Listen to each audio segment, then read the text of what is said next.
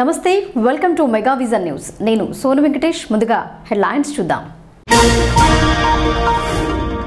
మహిళల ఆర్థిక స్వలంబనకు సరికొత్త విధానం పాతవర్ణిలో పర్యటించిన స్పీకర్ గ్రామస్తులతో ముఖాముఖి నిర్వహించిన పోచారం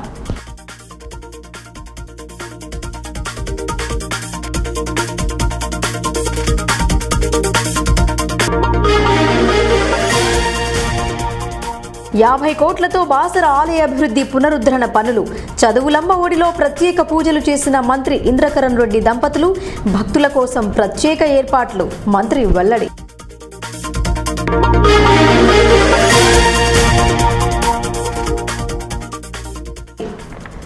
దివ్యాంగులు మార్చి 5 వరకు ఓటు నమోదు చేసుకోవాలి ఆశా అంగన్వాడీలు ఇంటింటి సర్వే జరపాలి కలెక్టర్ ఆదేశం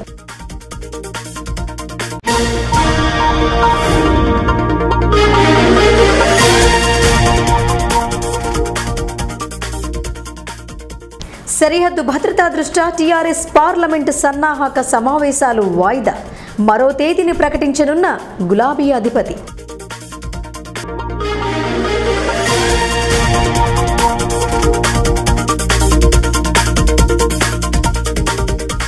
జిల్లా అంతటా ఘనంగా సివి రామన్ జన్మదినోత్సవ వేడుకలు పాఠశాలల్లో జాతీయ సైన్స్ సంబురాలు సృజనాత్మకతను ప్రదర్శించిన విద్యార్థులు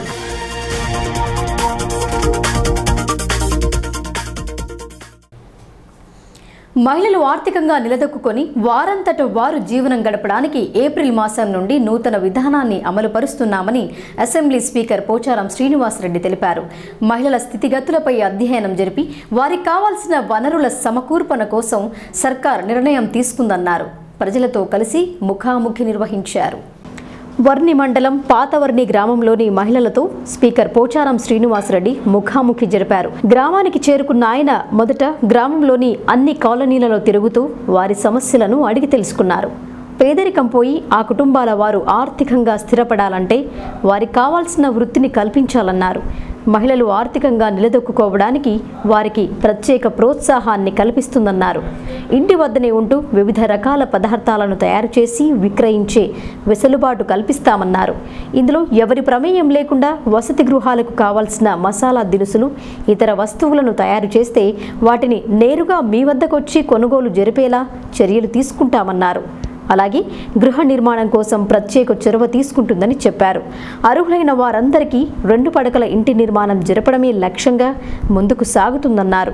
గతంలో మాదిరి కాకుండా ఇంటి నిర్మాణ స్థలం ఉంటే అదే స్థలంలో ఇంటిని నిర్మించుకునేలా ప్రోత్సహిస్తుందని వివరించారు. అనేక అంశాలపై మహిళలతో ముచ్చటించారు. మహిళల ఆర్థిక ప్రగతి కోసం సరికొత్త విధానంలో అడుగులు వేయబడుతున్నాయని చెప్పారు. ఈ పెన్షన్ కోసం 12,067 కోట్ల రూపాయలు ఆమోదించాం. రైతు బంధు ప్రోగ్రాం కింద ఎకరానికి 4,000 సంవత్సరానికి 8,000 ఇప్పుడు ఇస్తున్నాం. అది రేపు వర్షాకాలం నుంచి ఎకరానికి 5,000 సంవత్సరానికి 10,000 రూపాయలు ఇస్తాం రైతు బంధు. మరొక 12,000 కోట్ల రూపాయలు దానికి కూడా ఆమోదించినాం. రాష్ట్రంలో 23 లక్షల కరెంటు మోటార్లు ఉన్నాయి. ఉచిత కరెంటు 24 గంటలు ఇచ్చేటువంటి ఏకైక రాష్ట్రం కూడా దేశంలో తెలంగాణనే. ఆ కరెంట్ డిపార్ట్మెంట్ కూడా పైసలు కట్టాలి. మనకు ఫ్రీగా ఇయ్యరాలు, రైతులకు ఫ్రీ కానీ ప్రభుత్వం కరెంట్ డిపార్ట్మెంట్ కడుతుంది. దానికోసం మరొక 4,600 కోట్ల రూపాయలు కరెంట్ డిపార్ట్మెంట్ కట్టడానికి రైతుల తరఫున ఆమోదించాం. అంతా కూర్చున్నారు. రవి పేరుతో నొక్కేలు రాసుకున్నా, సంతోష్ పేరుతో నొక్కేలు రాసుకున్నా, పద్మ పేరుతో నొక్కేలు రాసుకున్నా, ఆ 10 మంది పేర్లు రాసుకొని నేను బగల కట్టుకున్నా. గ్రామాలు అయితే మన కాన్స్టిట్యున్సీలో కానీ ఇతర కాన్స్టిట్యున్సీలో కానీ కొన్ని గ్రామాల్లో 500-600 ఇల్లు కట్టకుండా బిల్లు అయిపోయినారు. 70,000 రూపాయలు ఇచ్చిండ్రు, అలా 35,000 మాఫీ. ఇప్పుడు దుకాణంలో పోతే పాపము ఈ సూపర్ మార్కెట్ వాళ్ళు మన నెత్తికి టోపి పెడుతున్నారు. పెయింట్ వేసి ఫోటో గిట్ట పెట్టి జోర్దార్, అబ్బా ఏం జోర్దార్ ఉన్నది, క్రూడ్ ఆయిల్ అదే రిఫైన్డ్ ఆయిల్, ఆ ఆయిల్ ఈ ఆయిల్ తింటున్నాం. లోపలికి పోయిన తర్వాత దాని పని అది చేస్తున్నది, రోగాలు ఇస్తున్నాయి. రోగాలు పసుపు వస్తున్నది, కలుషితం, మసాలాలు కలుషితం. ఇప్పుడు సీఎం గారు ఏం ఆలోచిస్తున్నారంటే మీకు కొన్ని మిషన్లు ఇప్పించి, చిన్న మిషన్లు, పెద్ద మిషన్లు కావు, 4 లక్షలు 5 లక్షలు 3 లక్షల మిషన్ వస్తుంది. ఆ మిషన్లు మీకు గ్రూప్కి ఇచ్చి పొడి మీరే తయారు చేయాలి. పసుపు కొమ్ము కొనుక్కోవాలి, దాని పైసలు ఇస్తారు కొంచెం పెట్టుబడి కింద. తెచ్చుకోవాలి. మీరు సంఘాలకు కొంత సాయం చేసి డాక్రా సంఘాల ద్వారా రైతు సమన్వయ సమితి వాళ్ళు కోఆర్డినేషన్తో మీ ద్వారానే తయారు చేపించి ఆ తయారు చేసిన ప్యాకెట్ గవర్నమెంట్ ఉంటుంది. పథకం ఇస్తాం, ఆస్తులకు ఇస్తాం, వచ్చిన పైసలు మీకు ఇస్తాం. ఆడవారికి చేతి నిండా పని. ఒకటి రైతులకు కూడా ఇప్పుడు నేను మొన్న మైసూరు పోయి వచ్చిన సమన్వయ సమితిలు బాగా యాక్టివ్ కావాలి. ఏ ఊరు కావురు యాక్టివ్ అయ్యి ఈ రైతు డాక్రా సంఘాలను కోఆర్డినేట్ చేసుకొని వాళ్ళకి చేతుల్లో పని కనియాలి. మనిషి విజ్ఞానంతో ముందుకు సాగాలంటే ఆలోచనతో కూడిన అంశాలను వెతుకొని వాటి సమస్య పరిష్కారం కోసం ముందుకు సాగాలన్నారు. అలాంటిది ప్రాజెక్ట్ అని చెప్పారు. సహజంగా ఎదుర్కొంటున్న వాటిని తిరిగి నశింపజేసి వాటి నుండి మంచి పొందడం కోసం ఇలాంటి ప్రాజెక్టులు ఎంతో ఉపయోగపడతాయన్నారు. విజయమేరీ పాఠశాలలో సైన్స్ దినోత్సవాన్ని జరిపారు. బోధన్ పట్టణంలోని విజయమేరీ పాఠశాలలో జాతీయ సైన్స్ దినోత్సవాన్ని నిర్వహించారు. సివి రామన్ జన్మదినోత్సవాన్ని జాతీయ సైన్స్ దినోత్సవంగా జరపడం ఆనవాయితీగా వస్తున్న తంతు. అందులో భాగంగా గురువారం పాఠశాలలో ఏర్పాటు చేసిన సైన్స్ ఫేర్ను ప్రారంభించారు. సివి రామన్ చిత్రపటానికి పూలమాలలు వేసి అంజలి ఘటించారు. కార్యక్రమానికి ముఖ్య అతిథిగా విచ్చేసిన వ్యక్తి సైన్స్ ఫేర్ విశిష్టతను వివరించారు. నిత్య జీవితంలో ఎదుర్కొంటున్న సమస్యకు పరిష్కారం కనుగొనడానికి మనం చేస్తున్న ప్రయత్నమే ప్రాజెక్ట్ అన్నారు. నేటి పెద్ద పెద్ద శాస్త్రవేత్తలందరూ వారి నిజ జీవితంలో ఎదుర్కొన్న అంశాలపై పరిశోధన జరిపి ప్రాజెక్టులు రూపొందించడం వల్ల నేడు మనం వాటి ఫలాలను పొందుతున్నామని చెప్పారు. నేటి విద్యార్థులు సైతం అదే తరహాలో ముందుకు సాగాలన్నారు. అనంతరం ప్రదర్శించిన సైన్స్ ఎగ్జిబిట్ను తిలకించారు. అవి పనిచేసే విధానం, వాటి వల్ల ఉపయోగం గురించి విద్యార్థులను అడిగి తెలుసుకున్నారు. ఏదో ఒక సమస్యను ఎన్నుకొని ఆ సమస్య పైన ఒక చర్చా కార్యక్రమాన్ని ఏర్పాటు చేసుకోవచ్చు. ఆ చర్చ ద్వారా అవుట్కమ్ ఏమొచ్చింది, దానికి ఏ రకంగా పరిష్కరించుకోవాలి అనేటువంటి అంశంలో ముందుకెళ్ళవచ్చు. ఎస్ఏ రైటింగ్ కానీ ఇప్పుడు మీరు ఇక్కడ ఏర్పాటు చేసినటువంటి ఎగ్జిబిట్స్ అంటే ఆ ఎగ్జిబిట్స్ లో కొంత ఇన్నోవేషన్స్ ఉండాలి. ఇన్నోవేషన్స్ అంటే కొంత వినూత్నమైనటువంటి ఎగ్జిబిట్స్ ని మనం తయారు చేసుకోవాల్సినటువంటి అవసరం ఉండాలి. ఏ ఎగ్జిబిట్ అయినా సక్సెస్ కావాలంటే రేపు సైన్స్ ఫేర్, ఇన్స్పైర్ ఇంకెక్కడో చోట అది సక్సెస్ కావాలి, ఒక ప్రైజ్ రావాలి అంటే దానికి ఏముండాలి, వ్యాలిడిటీ ఏముండాలి, అది సామాజిక ప్రయోజనాన్ని కలిగి ఉండాలి. మీరు ఓన్లీ ల్యాబ్ లో తయారు చేసిన ఎక్స్పెరిమెంట్ ని అక్కడ పెట్టినట్లయితే మీకు ప్రైజ్ రాదు. ఏం కావాలి, దానికి ఒక సామాజిక ప్రయోజనం ఉండాలి. రీసెంట్ గా ఇన్స్పైర్ అవార్డ్స్ లో జాతీయ స్థాయి ఇన్స్పైర్ అవార్డ్స్ ప్రోగ్రామ్ రీసెంట్ గా ఢిల్లీ ఐఐటిలో నిర్వహించడం జరిగింది. ఐడియా ఉందా మీకు? ఢిల్లీ ఐఐటిలో ఇన్స్పైర్ అవార్డ్స్ ప్రోగ్రామ్ నిర్వహించారు.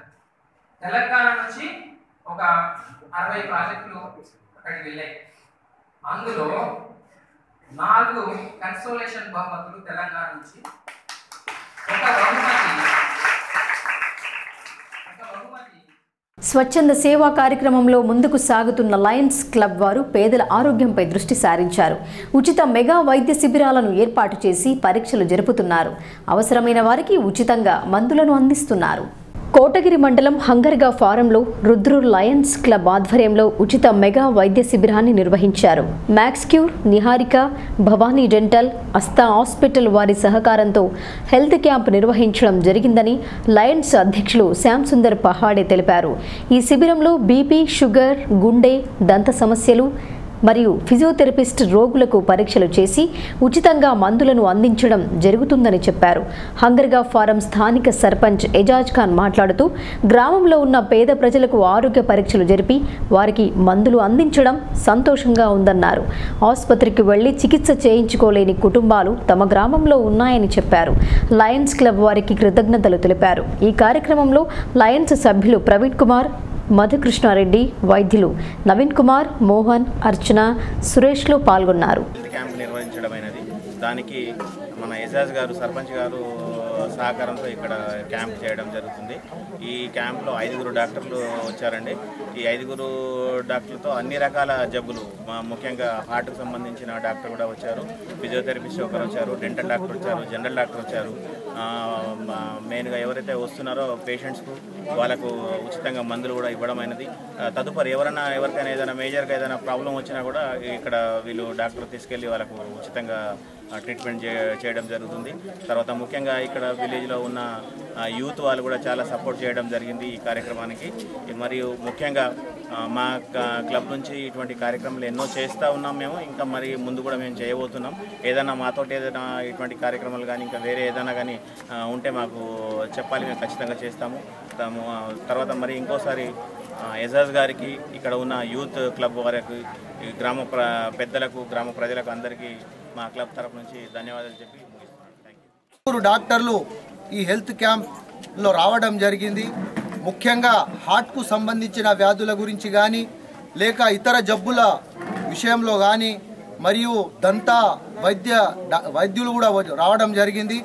ఏదైనా ప్రాబ్లమ్స్ ఉంటే మరి చిన్న ఏదైతే కిడ్నీకి సంబంధించినవి కానీ, మళ్ళీ జబ్బులు ఏదైనా వేరే జబ్బుల విషయంలో కానీ చూడడానికి ఈరోజు మెగా హెల్త్ సెంటర్ మా లయన్స్ క్లబ్ ఆఫ్ రుద్రూర్ వారి ఆధ్వర్యంలో మా గ్రామంలో ఏర్పాటు చేయడం జరిగింది. ఇది వారికి నేను మా గ్రామం తరపు నుంచి ప్రత్యేక ధన్యవాదాలు తెలుపుతున్నాను. ఎందుకంటే పేద ప్రజలకు ఇక్కడ నుంచి బోధన వెళ్ళాలంటే అసౌకర్య పరిస్థితి ఉంది. కాబట్టి మా గ్రామంలో వచ్చి ఇక్కడ చాలామంది పేదవాళ్ళు ఉంటారు. కాబట్టి ప్రతి ఒక్కడు వారి జబ్బుల గురించి బోధన పోయి చూసే శక్తి అనేది చాలా గొప్పది అని తెలంగాణ రాష్ట్ర పునరుద్ధరణీయ ఇంధన వనరుల సంస్థ ప్రతినిధి తెలిపారు. ప్రతి దానిలో ఓ శక్తి దాగి ఉంటుందన్న దాన్ని అనవసరంగా వృధా చేయరాదన్నారు. శక్తి అనేది అనేక రూపాలలో ఉంటుందని వివరించారు. కొన్నింటి సమూహమే శక్తిగా మారుతుందన్నారు. విద్యుత్ ఉత్పత్తి కోసం ఎన్నో రకాల వనరులు అవసరం ఉంటాయని వాటిని వృధా చేయరాదన్నారు. శక్కర్ నగర్ బాలుర పాఠశాలలో తెలంగాణ రాష్ట్ర పునరుద్ధరణీయ ఇంధన వనరుల సంస్థ ఆధ్వర్యంలో విద్యార్థులకు అవగాహన సదస్సు జరిపారు.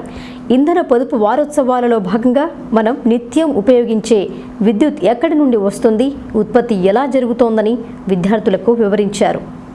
జలం, గాలి, బొగ్గు లాంటి వాటితో విద్యుత్ ఉత్పత్తి జరుగుతుందని చెప్పారు. ఉపయోగం లేకున్నా విద్యుత్ ఉపయోగం చేయడం వలన ఉత్పత్తిలో నుండి పొదుపు ఖర్చవుతుందన్నారు. తిరిగి ఉత్పత్తి చేయడానికి మరలా ఎంతో శక్తి అవసరమన్నారు. అవసరాలకు అనుగుణంగా విద్యుత్ను ఉపయోగించుకోవాలన్నారు.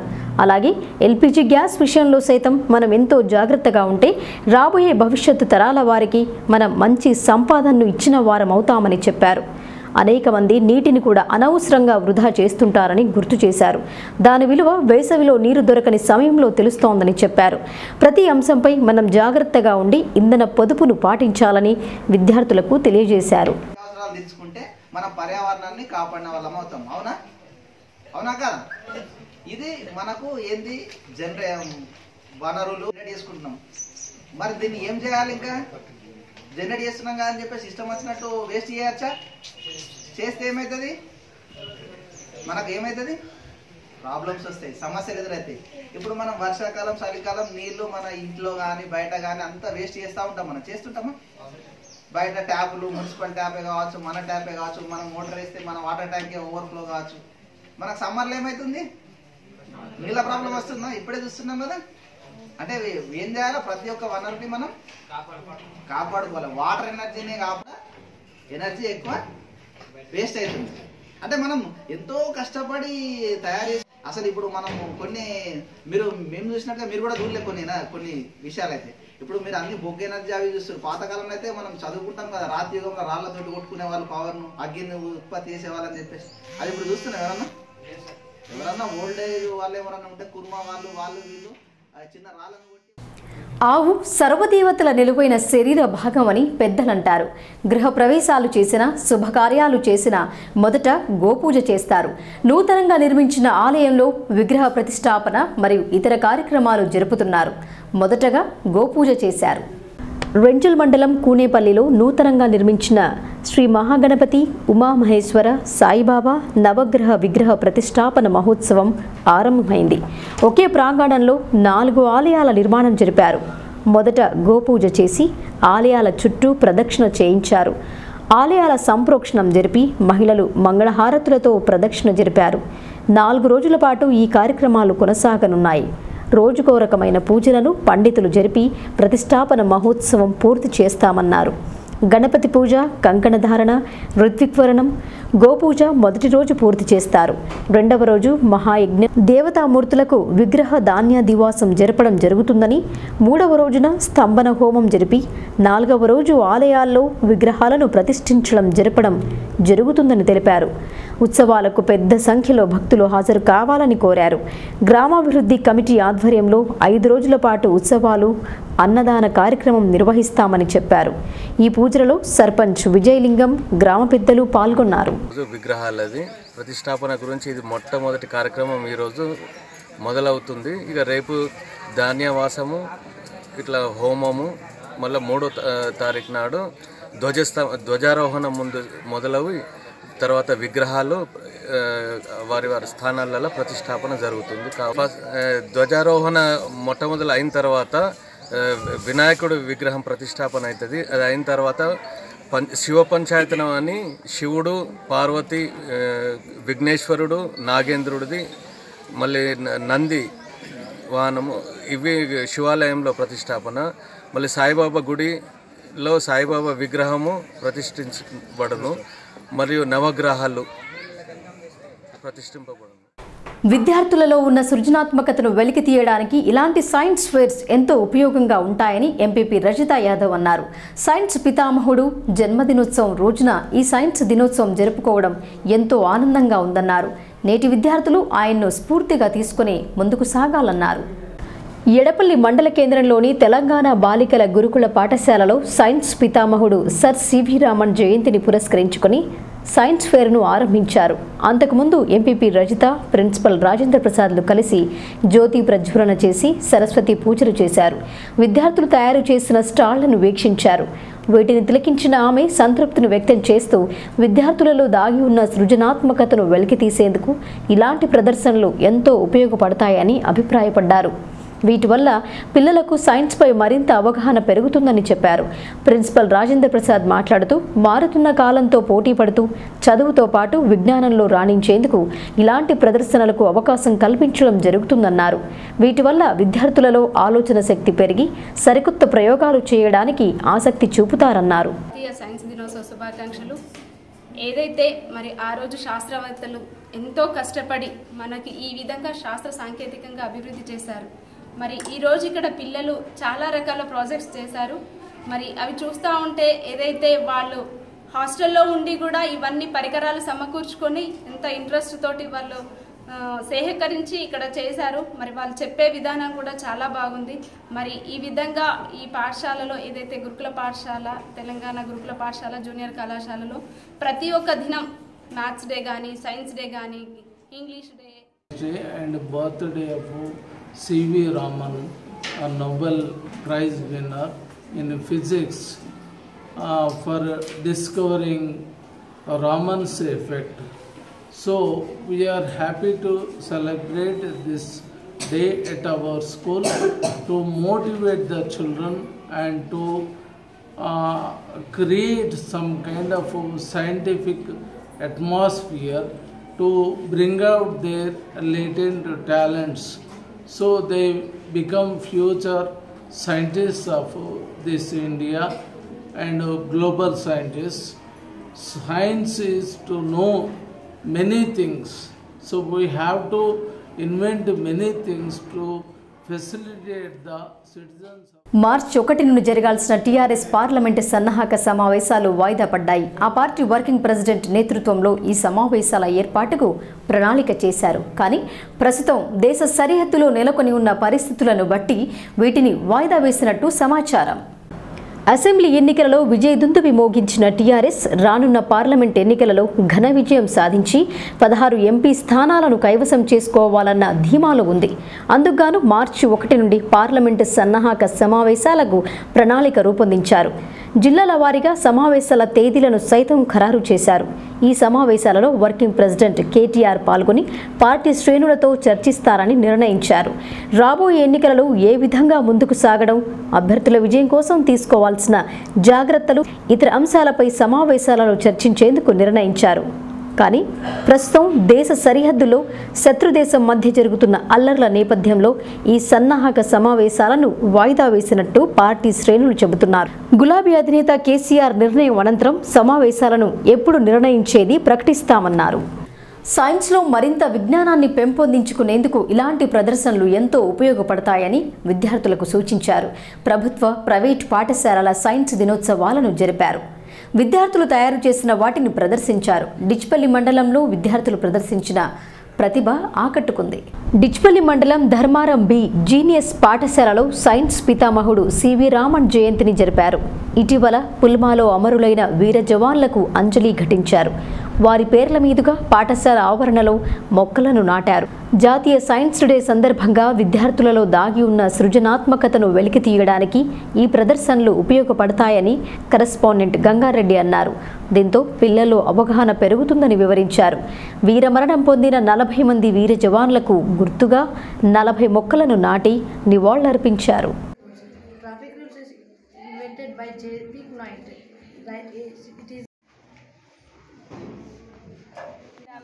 అన్నమన నినాదనమైన టైగర్ హిల్ కొండలు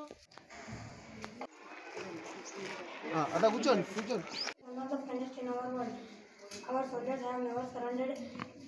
జనవరి 3న ప్రారంభించారు. దీన్ని ఎందుకు ప్రారంభించారంటే ధూపదీప నైవేద్యాలకు దూరంగా ఉన్న ఆలయాల పునరుద్ధరణ కోసం టీఆర్ఎస్ సర్కార్ కృషి చేస్తోందని మంత్రి ఇంద్రకరణ్ రెడ్డి స్పష్టం చేశారు. ఆలయంలో అన్ని వనరులు కల్పించడానికి ప్రత్యేక శ్రద్ధ చూపుతుందన్నారు. 50 కోట్ల నిధులతో బాసర జ్ఞాన సరస్వతి ఆలయాన్ని పునరుద్ధరించి 2 సంవత్సరాలలో పనులు పూర్తి చేస్తామన్నారు. ప్రసిద్ధ పుణ్యక్షేత్రమైన బాసర శ్రీ జ్ఞాన సరస్వతి ఆలయాన్ని మంత్రి ఇంద్రకరణ్ రెడ్డి దంపతులు దర్శించుకున్నారు. ఆలయంలో ప్రత్యేక పూజలు చేశారు. పూజల అనంతరం పండితులు ఇంద్రకరణ్ రెడ్డి దంపతులను సన్మానించారు. మంత్రి ఇంద్రకరణ్ చేతుల మీదుగా చిన్నారికి అక్షరాభ్యాసం చేశారు.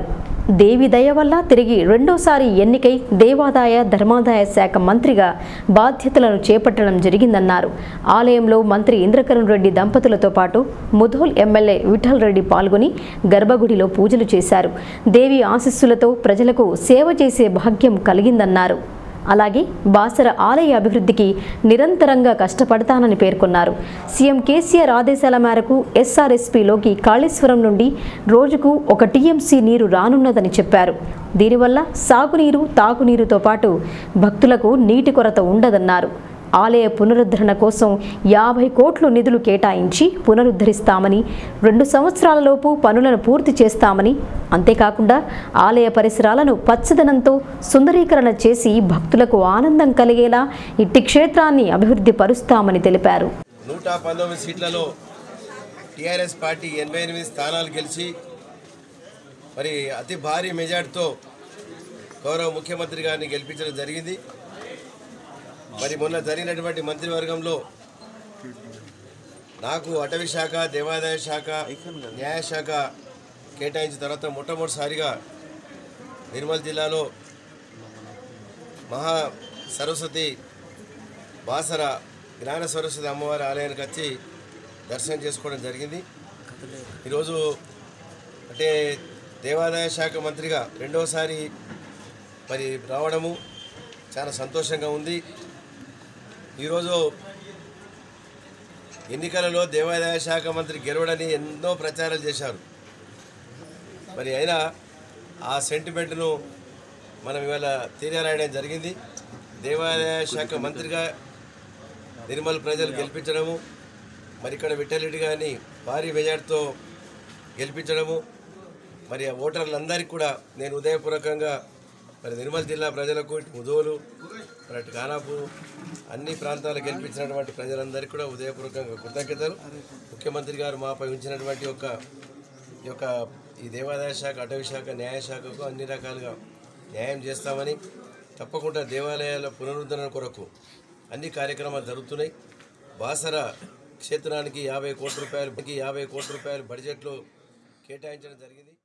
ఆలయ 8వ వార్షికోత్సవాన్ని గ్రామస్తులు ఘనంగా జరిపారు. వేకోజాము నుండే ప్రత్యేక పూజలు ఆరంభించారు.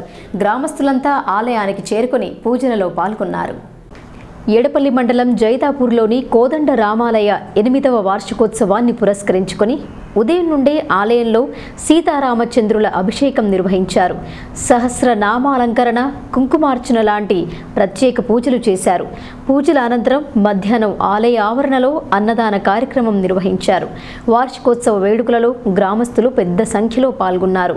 ఈ కార్యక్రమంలో sarpanch Srilakshmi, single window chairman Satyanarayana, గ్రామ పెద్దలు కర్టూరి వెంకట్రావు, నిమ్మగడ్డ సత్యనారాయణ, కృష్ణారావు, సూర్యనారాయణ తదితరులు పాల్గొన్నారు.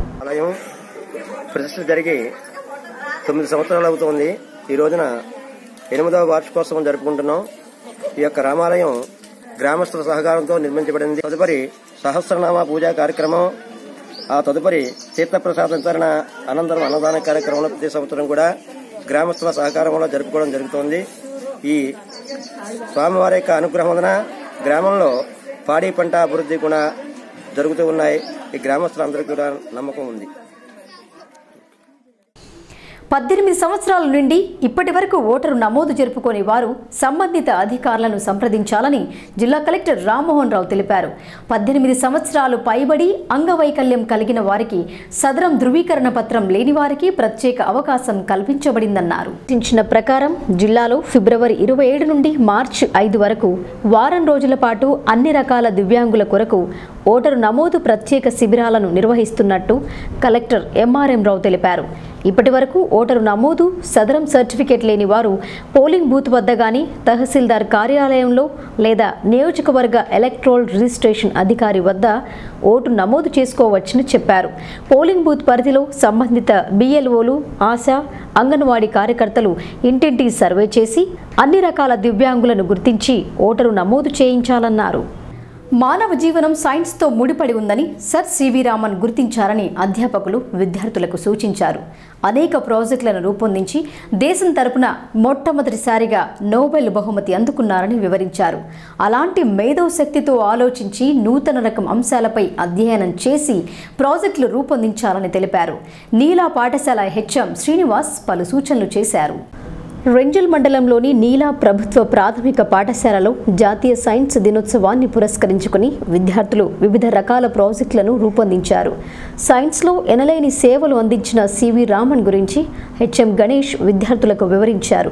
ఫిబ్రవరి 28 ఆయన జన్మదినోత్సవాన్ని జాతీయ సైన్స్ దినోత్సవంగా జరపడం జరుగుతుందన్నారు. ఈ సందర్భంగా విద్యార్థులు రూపొందించిన సైన్స్ పరికరాలను ప్రదర్శించారు. నీటిలో నడిచే పడవ, గాలితో విద్యుత్ తయారీ, అట్టపెట్టెలతో ఏటీఎం, అలాగే వివిధ రకాలైన వస్తువులను తయారు చేసి ప్రదర్శించారు. ప్రదర్శనలో గెలుపొందిన వారికి ప్రథమ, ద్వితీయ, తృతీయ బహుమతులను అందజేయడం జరుగుతుందని పిఆర్టీయూ మండల అధ్యక్షులు సోమలింగం గౌడ్ తెలిపారు. ఈ కార్యక్రమంలో సురేష్ కుమార్, కృష్ణారావు అధ్యాపకులు పాల్గొన్నారు. జాతీయ సైన్స్ దినోత్సవం సందర్భంగా అంటే సివి రామన్ పుట్టినరోజు సందర్భంగా జెడ్పీహెచ్ఎస్ నీలా పాఠశాలలో ఈ సైన్స్ ఫెయిర్ నిర్వహించడం జరిగింది. ఈ సందర్భంగా 6th క్లాస్ నుంచి 10th క్లాస్ వరకు పిల్లలు వివిధ రకాలైనటువంటి మోడల్స్, ప్రాజెక్ట్స్, వర్కింగ్ మోడల్స్ని తయారు చేసేసి ఇక్కడ ప్రదర్శించడం జరిగింది. దీంట్లో స్టీమర్స్, తర్వాత వచ్చేటప్పటికంటే ఏటీఎంలు, వివిధ రకాలైనటువంటి వాటిని ప్రదర్శించడం అనేటువంటిది. ఇంటర్ పరీక్షలలో రెండో రోజు ద్వితీయ సంవత్సరం పరీక్షలు ప్రశాంతంగా సాగాయి. పరీక్షల నిర్వహణ కోసం పకడ్బందీ ఏర్పాట్లు చేశారు. నిమిషం నిబంధన ఉండడంతో విద్యార్థులు అరగంట ముందుగానే పరీక్షా కేంద్రానికి చేరుకున్నారు. కోటగిరి మండల కేంద్రంలోని జూనియర్ కళాశాల యందు పరీక్షా కేంద్రం కొనసాగుతోంది. రెండో రోజు ద్వితీయ సంవత్సరం విద్యార్థులు పరీక్షలు రాశారు. మొదటి రోజు ద్వితీయ భాష పేపర్ 1 ప్రశాంతంగా ముగిసింది. నిమిషం నిబంధన ఉండడంతో గంట ముందే విద్యార్థులు పరీక్షా కేంద్రానికి చేరుకుంటున్నారు. జిల్లా వ్యాప్తంగా 44 పరీక్షా కేంద్రాలలో పరీక్ష ప్రశాంతంగా సాగింది. 20,211 మందికి గాను 19,306 మంది విద్యార్థులు పరీక్షలకు హాజరయ్యారు. 905 మంది విద్యార్థులు గైర్హాజరయ్యారు. డిఐఈఓ ఒడ్డన్న 5 పరీక్షా కేంద్రాలను తనిఖీ చేశారు. ఎక్కడా ఎలాంటి మాల్ ప్రాక్టీస్ కేసు నమోదు కాలేదు.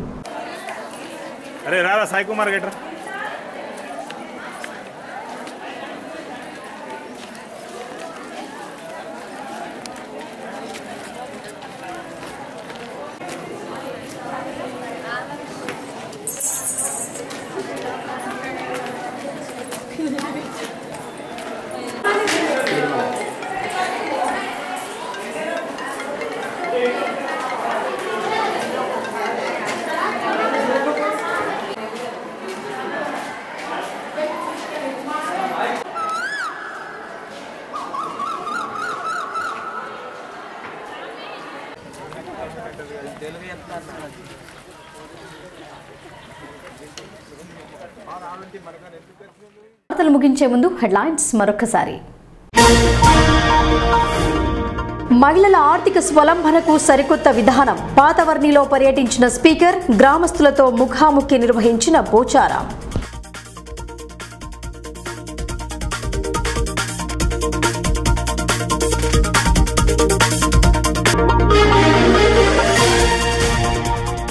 యాభై కోట్లతో బాసర ఆలయ అభివృద్ధి పునరుద్ధరణ పనులు. చదువులమ్మ ఒడిలో ప్రత్యేక పూజలు చేసిన మంత్రి ఇంద్రకరణ్ రెడ్డి దంపతులు. భక్తుల కోసం ప్రత్యేక ఏర్పాట్లు. మంత్రి వెల్లడి.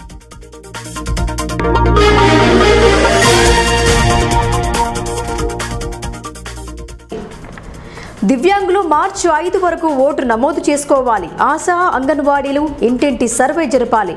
కలెక్టర్ ఆదేశం.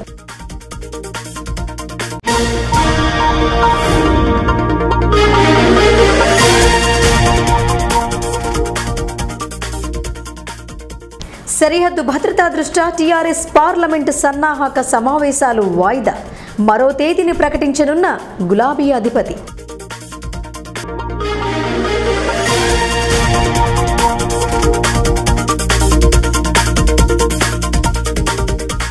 జిల్లా అంతటా ఘనంగా సివి రామన్ జన్మదినోత్సవ వేడుకలు. పాఠశాలల్లో జాతీయ సైన్స్ సంబురాలు. సృజనాత్మకతను ప్రదర్శించిన విద్యార్థులు.